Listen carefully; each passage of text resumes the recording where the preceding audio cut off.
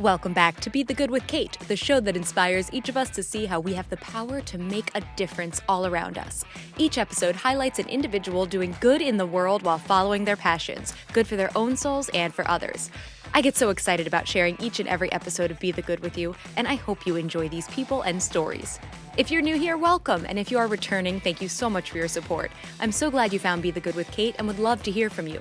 If you're finding value in these episodes, I invite you to share with someone who could also use this dose of good news, or tag me on social with your favorite quote from the episode.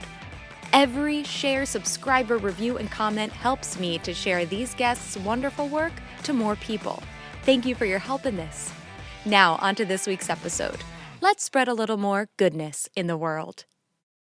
Today's guest on Be the Good is Genevieve Piturro, who is, quote, all about purpose and the human connection.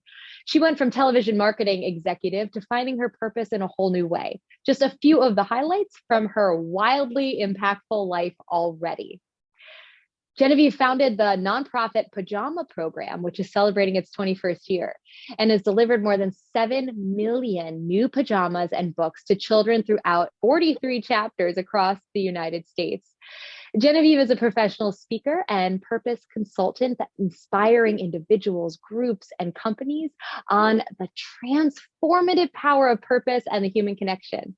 She's a best-selling author, TEDx speaker, and has been featured on just about everything from Hallmark's Home and Family to Oprah to Today to Good Morning America and so many more, as well as the recipient of many awards as she inspires others to use their heart voice in pursuing their passions. So Genevieve, thank you so much for taking the time to share your story with me today. Oh, of course. Thank you for asking me to share it. And I'm so happy to find out we're neighbors. Yes. We just found that out. She is about, I guess, maybe a half-hour Metro North ride away, right? Right. Excellent. So Genevieve, I give a little bit for the audience, so please tell us more about who you are and what you do in your own words. Sure. Well, what you said is exactly right. I didn't plan to start a nonprofit, didn't plan to start anything. I just wanted to follow in the steps of people like Mary Tyler Moore, who, to me, she was this groundbreaking career woman at a time when, she entered a man's world of the entertainment television business. And I just thought that she rocked. That was so great to me as a young, 9-year-old start. And I watched her literally for years. And I went to college and thought, I love her life. I love the strides she's making. I love her as a role model. And I thought she was funny, and she had everything to me, and I followed in those footsteps. I loved television and I went into television and I worked my way up to VP marketing in the TV world of syndication in New York City, in a big city like her. I was single like her. And it was a workaholic life. It was crazy. I loved it. It was what I thought it would be. But my roots, my Italian roots, and my dad, who came off the boat, my mom, also Italian, but was born here, they really instilled in all four of us, and I'm the first, the first child, first girl. There are four of us, and it was about family.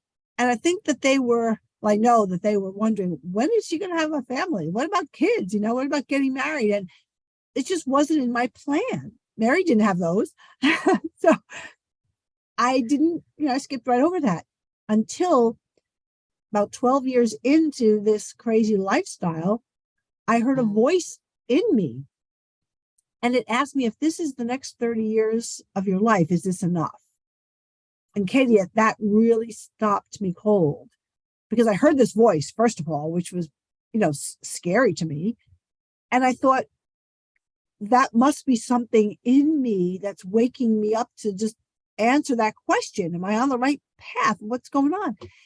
But I knew very soon that it wouldn't be enough. In 30 years, I'd be alone still. I'd be working crazy hours, and maybe not. Would there be love? And I said, well, there's not going to be any children at this point. So how can I bring children into my life? That was the one part of the puzzle that I didn't want to say, oh, well, not going to happen in any way. So although I didn't have them, I wanted to bring them into my life. And I started reading in emergency shelters. I'd heard stories about one particular child, and I called the police and asked, where did you bring this child that you removed from the home? And I got some information, and I decided to start reading in shelters. And that was the beginning of the road to my aha moment. Absolutely incredible. So then how did we get from there to creating a nonprofit? Because that aha moment could have definitely found its way into a couple of different avenues, but you said a nonprofit and focusing on pajamas and kids and books. Tell us a little more about that. Well, when I went to read at night to these children, it was foreign, totally foreign to me, because I'd never been in a shelter. I'd never been that close to these children that you sadly hear about in the news, read about in the news, and see on TV. And here I found myself sitting on a floor in a shelter in my business suit with about a dozen little kids sitting on the floor with me, staring at me. And I'm reading them a story. I don't know, and I'm not given information about them. I was allowed in to read stories at night. I knew that it was an emergency shelter, which meant that they were coming from trauma. And I could see it on their faces. I could see it in the clothes they were wearing that didn't fit, that were soiled. I knew it because they were silent, and some of them had, red eyes. They were crying, and I could tell, I could feel the fear. And I never thought about what to expect. And despite all that, I felt this connection as I was reading the story. And week after week, I'd go in different places, same thing, same quietness, same emergency situation. And I couldn't wait for that night because I just felt like I was bonding with them just quietly, silently. And one night I said, when they were taking them to go to sleep after I left, I followed and I said, I want to see where they're going to sleep. Something just triggered in me, get up and look. And when I saw the bare room, a couple of kids, 2 or 3 to a futon or a couch, they didn't change into anything. Some of them started to cry again. And I was looking at this scene. In my mind, I saw my mom at our bedside and how loving it was and how different. And I was saying to myself, so wrong when I'm looking at, where's the love? And I never in 38 years thought back to my mom at our bedsides. And I asked when I was leaving if I could bring pajamas for the children. I asked the shelter workers. And they said yes, and I did the next time. And I started to hand them out after I read the stories. And one little girl was so afraid to take them. She was so afraid to let me get close to her. And she was a mess. Her clothes were dirty and they didn't fit her. Her hair was a mess. And she broke my heart. She was quiet the whole night. And I kept coaxing her gently, but she just kept saying, no. She watched me give them to the other kids. She didn't want to go to that room to sleep.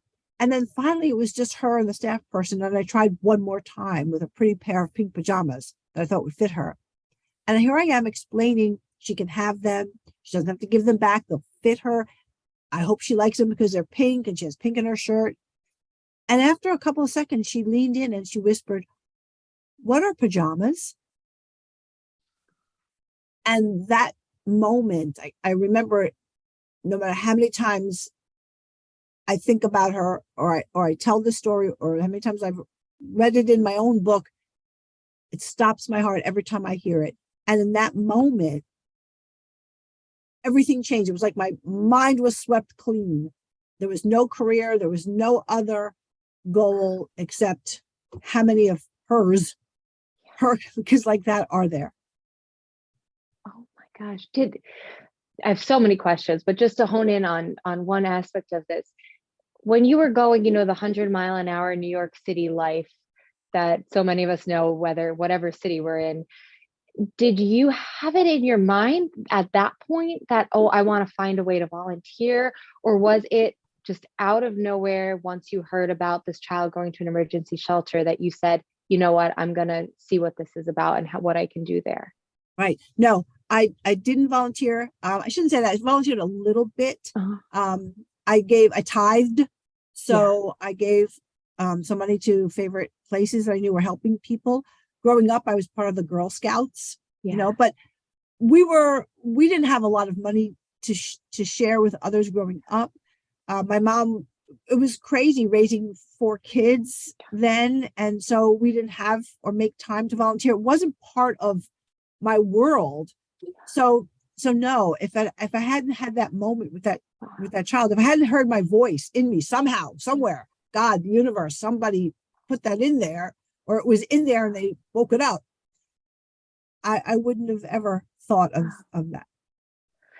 This is just so timely too, this whole idea of going, going, going, going, and not taking time to just be. And it's in those times when we do just sit in silence or are forced into waiting for something a long time and we don't have a phone to scroll at or something like that, that we do get those like something's talking to us. We start, or even just our brain is able to think beyond that immediate like fight or flight. What are we doing right now? So I'm so blown away by how you heard this and then you acted on it. We'll get to the other questions. I just have to ask, what was it like to actually listen to that and to stop a major career and shift? I mean, just what was that like? Oh, how many hours do we have? It was, I don't even know how to explain it because it was so foreign to me. I was an action oriented, I still am, A-type personality, go, go, go, stay on the track, stay on that treadmill. And I put the brakes on, which was so bizarre.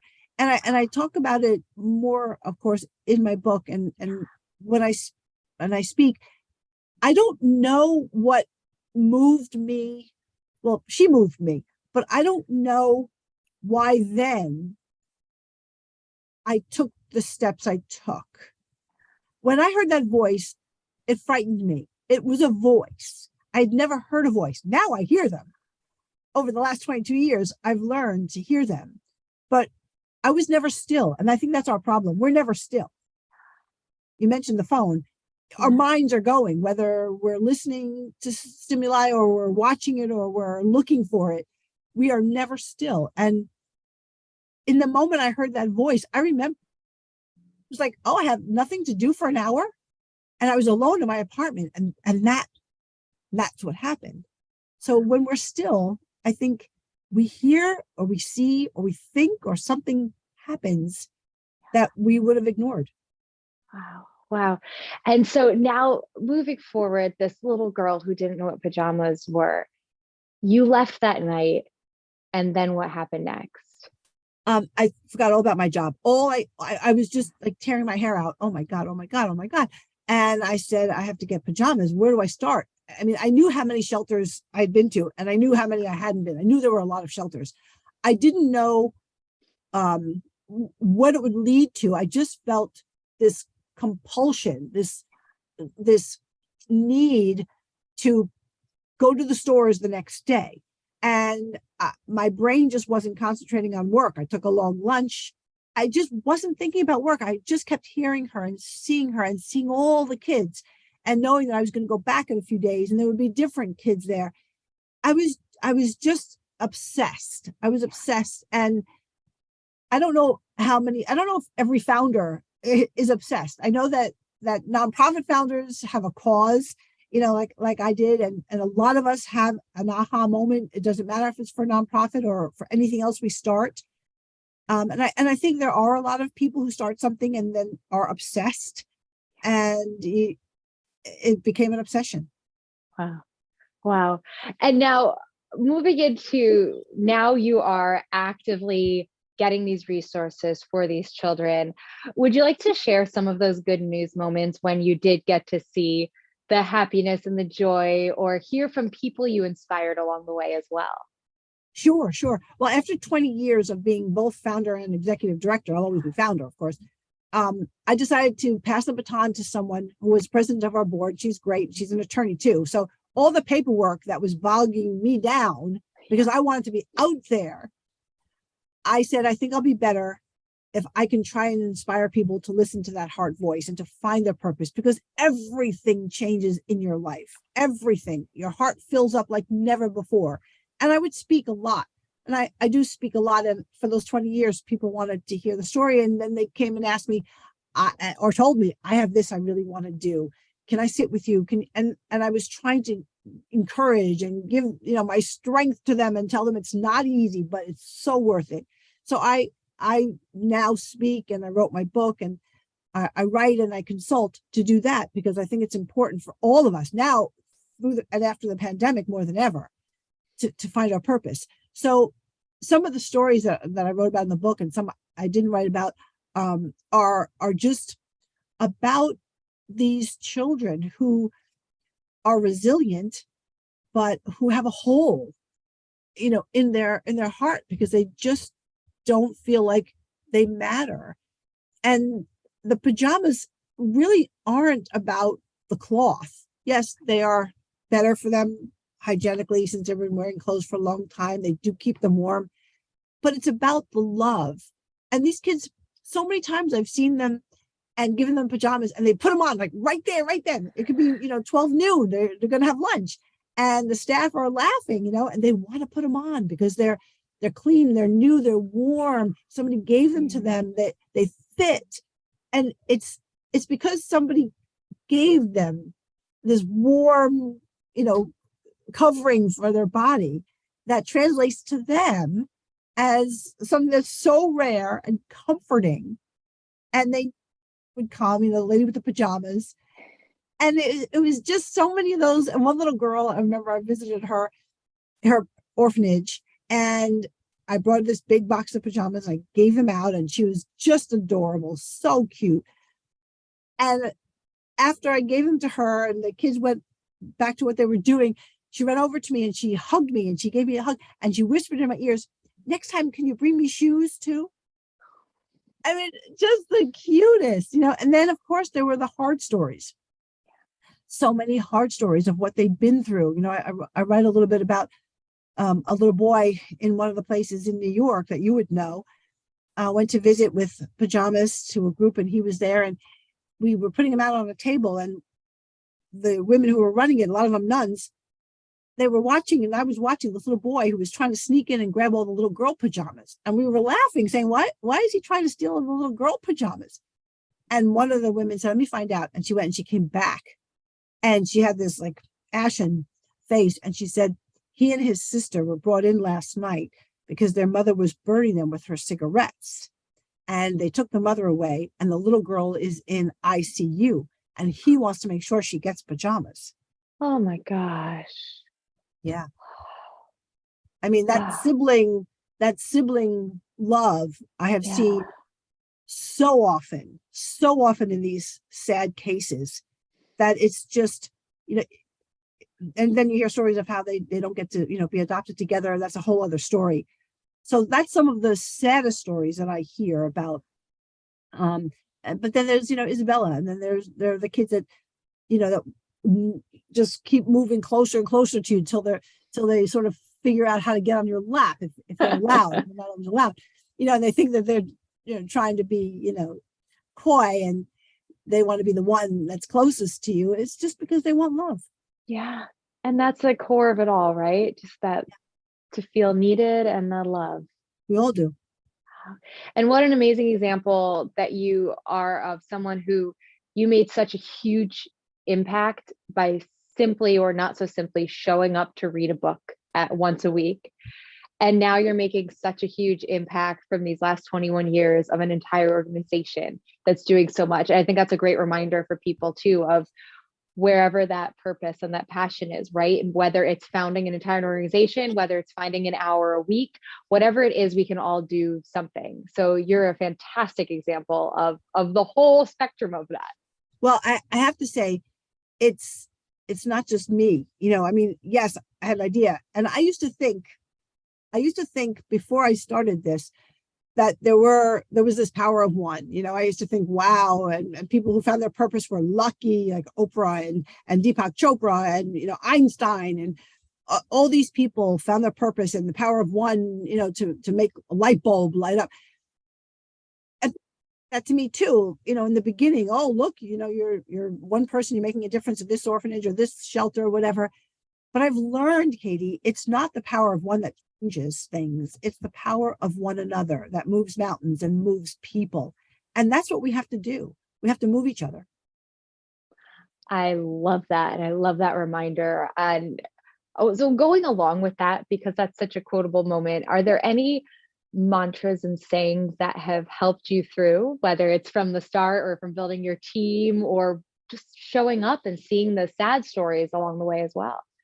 Um, yes, I mean, during the hardest times and during those sleepless nights, the mounds of tears and the fear and the doubts I had along the way, I did keep the commitment poem. I guess we can call it a poem. And you can find that if you Google it, and I'm reading it, it's on my desk. Yeah. Until one is committed, there's hesitancy, the chance to draw back, always ineffectiveness. Concerning all acts of initiative and creation, there is one elementary truth, the ignorance of which kills countless ideas and splendid plans, that the moment one definitely commits oneself, then providence moves too. And I believe that. I have seen miracles. I've experienced them. We all have. When we think it's dark, when you're on purpose, somebody shines a light. It's amazing. It's amazing. And speaking of when you're on your purpose, how did you decide that I'm going to speak about this and consult? You mentioned that that's what you're doing now. How did you decide that that was the next step, so to speak? Well, I saw that there was a purpose part 2, not just for the kids, because I had every faith in Jamie, who's now our executive director, and team and board. I knew that they would carry on successfully. And I felt that it was my time to try to share what I'd been through, because there were a lot of dark times. It was very scary to change careers.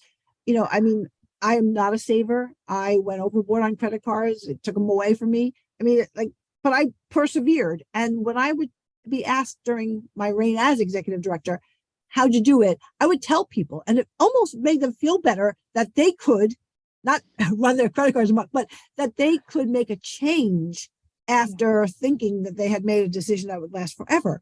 And also to go against what other people expect of you. I know my family wanted me to have kids. I know they were worried when I went home and said, I'm going to quit my job and I'm going to give kids pajamas.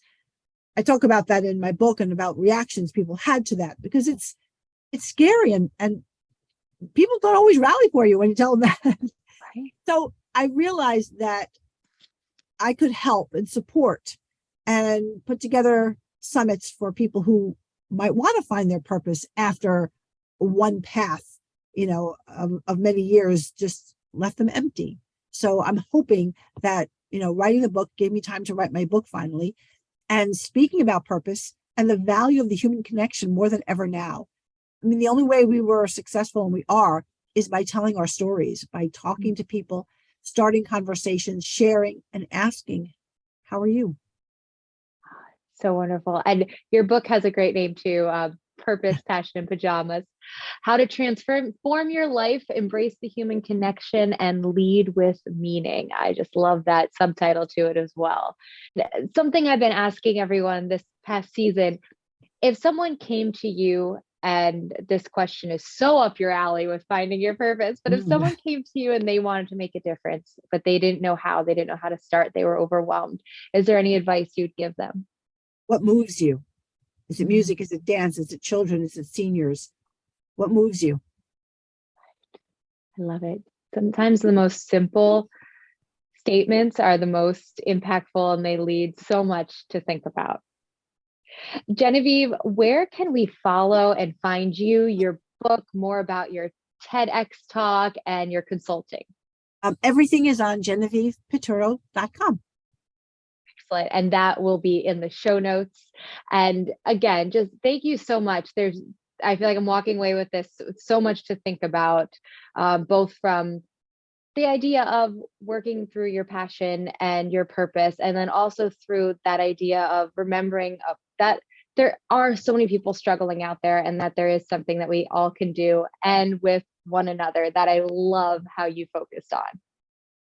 Thank you so much for this conversation. I loved it.